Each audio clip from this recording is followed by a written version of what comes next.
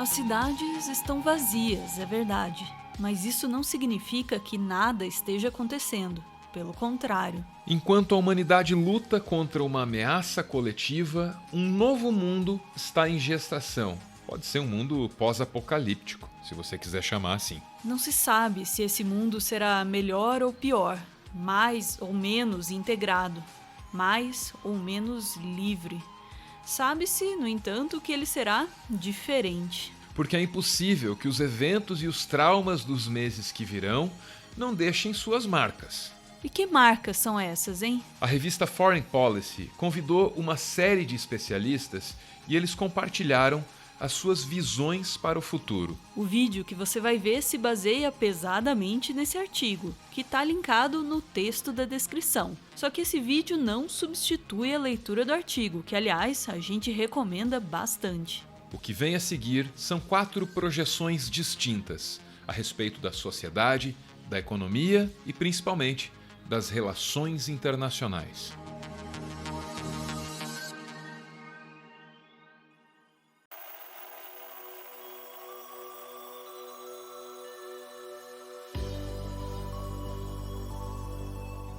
Essa aí é a Kori Schake. Ela tem um currículo de peso e uma carreira diretamente atrelada aos interesses dos Estados Unidos. Durante o primeiro mandato de George Bush, ela integrou o Conselho de Segurança Nacional. Ao longo dos anos 90, essa especialista em relações internacionais foi uma das representantes dos Estados Unidos na divisão de políticas e planos estratégicos da OTAN.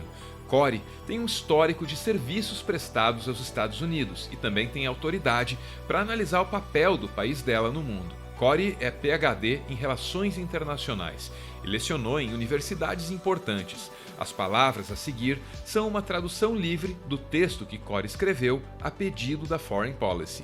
Os Estados Unidos falharam no teste de liderança e não serão mais vistos como um líder internacional devido ao interesse egoísta de um governo incompetente e confuso. Os efeitos globais da crise poderiam ter sido bastante atenuados se as organizações internacionais fornecessem mais com mais antecedência. Isso daria aos governos tempo para a preparação e para o direcionamento dos recursos para onde eles são mais necessários. Os Estados Unidos poderiam ter organizado tudo isso, mostrando que, embora atuem em nome dos seus próprios interesses, também levam o mundo em conta. Washington falhou no teste de liderança e o mundo está em pior situação.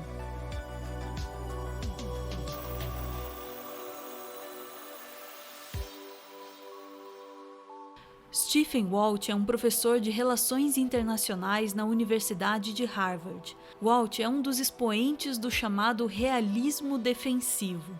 No estudo das relações internacionais, essa linha de pensamento se destaca, entre outras coisas, pela percepção de que a desordem global alimenta a obsessão dos Estados pela sua segurança. A pedido da Foreign Policy, Walt escreve: A crise fortalecerá o Estado e reforçará o nacionalismo. Governos de todos os tipos adotarão medidas emergenciais para administrar a crise, e muitos vão relutar em renunciar a esses novos poderes quando a crise terminar. A crise também deve acelerar uma transferência de poder do Ocidente para o Oriente. A Coreia do Sul e Singapura responderam melhor ao novo cenário. A China reagiu bem depois de seus erros iniciais. A resposta na Europa e nas Américas tem sido lenta e desregrada, maculando ainda mais a aura ocidental. O que não vai mudar é a natureza fundamentalmente conflituosa da política mundial. Pragas anteriores não acabaram com a rivalidade das grandes potências, nem inauguraram uma nova era de cooperação global. A hiperglobalização deve recuar e os cidadãos devem recorrer a seus governos nacionais para proteção. Estados e empresas tentarão reduzir futuras vulnerabilidades. Em resumo, teremos um mundo menos aberto, menos próspero e menos livre. Não precisava ser assim, mas a combinação entre a ameaça biológica, o planejamento inadequado e a liderança incompetente colocou a humanidade em um caminho novo e preocupante.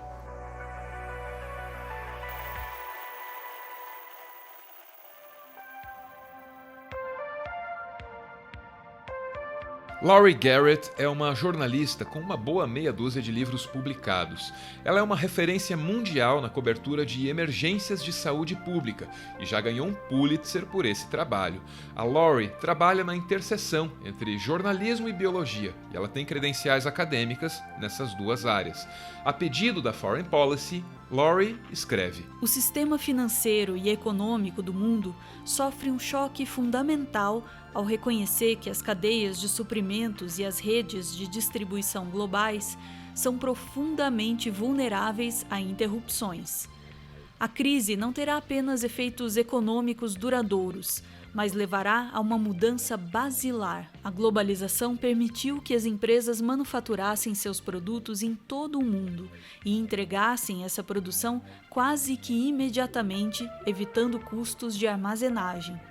Os estoques que ficavam nas prateleiras por mais de alguns dias eram considerados falhas de mercado. O suprimento precisava ser adquirido e enviado em um nível global cuidadosamente orquestrado. Esse momento mostra que patógenos podem não apenas infectar as pessoas, mas também envenenar todo esse sistema chamado de just-in-time. Dada a escala de perdas do mercado financeiro que o mundo experimentou desde fevereiro, é provável que as empresas saiam dessa com ressalvas ao modelo just-in-time e a uma produção globalmente dispersa. O resultado pode ser um novo estágio dramático no capitalismo global, no qual as cadeias de suprimentos são trazidas para mais perto de casa e preenchidas com redundâncias para gerar proteção contra interrupções futuras.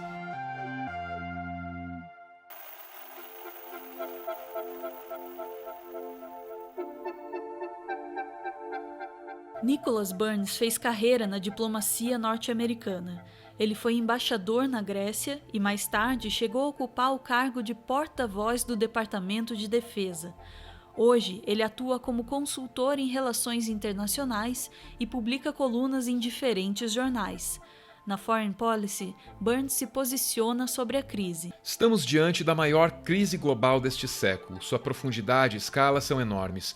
Cada uma das 700 bilhões e 800 milhões de pessoas na Terra está ameaçada. A crise econômica e financeira poderia exceder em seu impacto a grande recessão de 2008 e 2009.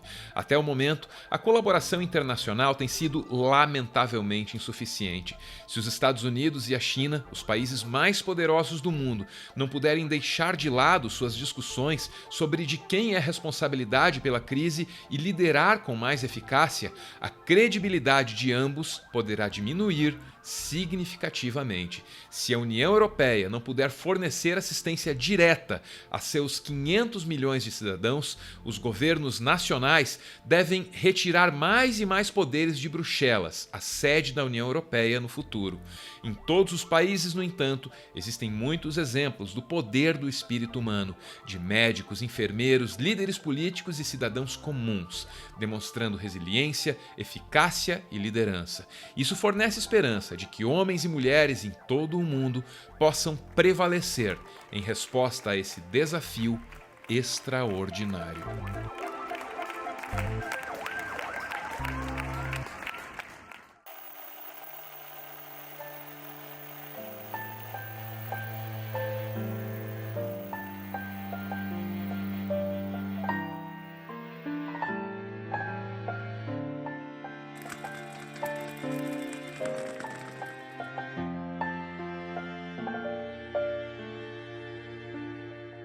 Muito obrigado por ver esse vídeo até o final. O Meteoro é mantido graças a uma campanha de financiamento coletivo. Quem participa aparece aqui no finalzinho para receber o nosso agradecimento. Hoje é a vez da Vanessa, que vem aí muito bem acompanhada com uma sugestão de pauta. Muito obrigado, Vanessa.